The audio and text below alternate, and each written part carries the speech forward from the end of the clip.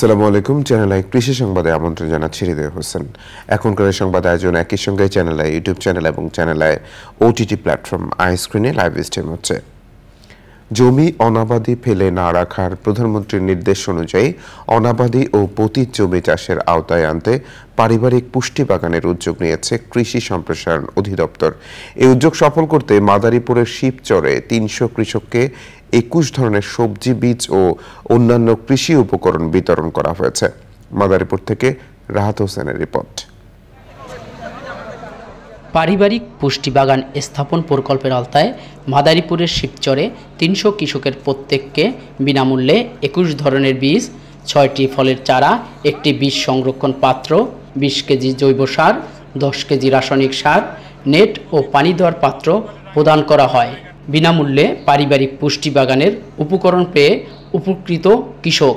আমরা ২১ পদের বীজ পাইছি, ৬টা ফলের চারা পাইছি, পানি দেওয়ার জন্য একটা জাদরি পাইছি, বেড়া দেওয়ার জন্য একটা নেট পাইছি এবং তারা আমাদের পরামর্শ দিয়েছে যে বাড়ির আঙিনায় এই সবজি বাগানে আমরা ৬ পদের বেডে শাকসবজি করব। সমস্ত কিছু বুঝিয়ে দিছে কীভাবে চাষাবাদ, ফলের চারা কীভাবে, সার, জৈব সার, বিভিন্ন পদের যা যা দরকার প্রয়োজনীয় সব জিনিসই আমাকে ট্রেনিং দিচ্ছে এবং দেওয়ার জন্য, আর কীভাবে আমরা প্রয়োগ করব সেগুলো আমাদেরকে বলছে। বিনামূল্যে যে গাছ পাইলাম, ফল পুষ্টি, আমরা ফল কিনা মুক্তি পাইলাম, আমরা খাওয়ার ফল পেলাম, আবার তরকারিও কিনা কিনলো, আমরা বাড়িতে সিজে আমরা খাবো। প্রকল্পের নির্ধারিত নিয়ম মেনে যেসব কৃষকের ১৩% পতিত জমি রয়েছে সে সকল কৃষকদের মধ্যে থেকে ৩০০ কৃষককে বাছাই করেছে স্থানীয় কৃষি বিভাগ।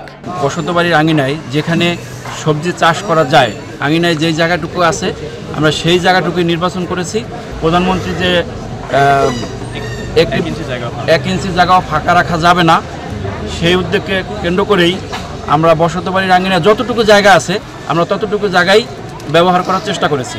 প্রকল্পের আওতায় সুবিধাভোগীরা যথাযথভাবে বাগান করার মাধ্যমে পারিবারিক পুষ্টি চাহিদা পূরণের পাশাপাশি বাড়তি আয় করবেন। মাদারীপুর থেকে রাহাত হোসাইন, চ্যানেল আই। দেশের বিভিন্ন জেলায় কর্মশালা, কৃষক প্রশিক্ষণ, উপকরণ বিতরণ, কৃষি মেলা সহ নানা অনুষ্ঠানের আয়োজন করা হয়। এসব কার্যক্রম নিয়ে জেলা প্রতিনিধিদের পাঠানো তথ্য ভিডিও চিত্রে সুদীপ্তা মাহমুদের রিপোর্ট।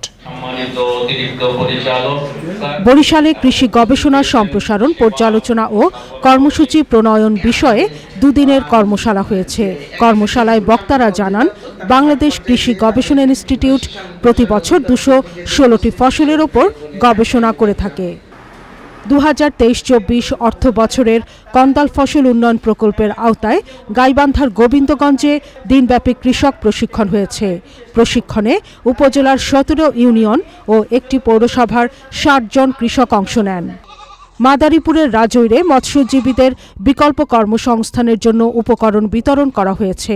দেশীয় প্রজাতির মাছ এবং শামুক সংরক্ষণ ও উন্নয়ন প্রকল্পের আওতায় ৪০ জন নিবন্ধিত মৎস্যজীবীকে গবাদি পশু, পশুখাদ্য ও ঔষধ সামগ্রী বিতরণ করা হয়েছে। Sudipta Mahmud, channel I. Channel I কৃষি সংবাদের আজকের আয়োজনে পর্যন্তই। পরবর্তী সংবাদ দেখার আমন্ত্রণ জানিয়ে শেষ করছি। ধন্যবাদ সবাইকে।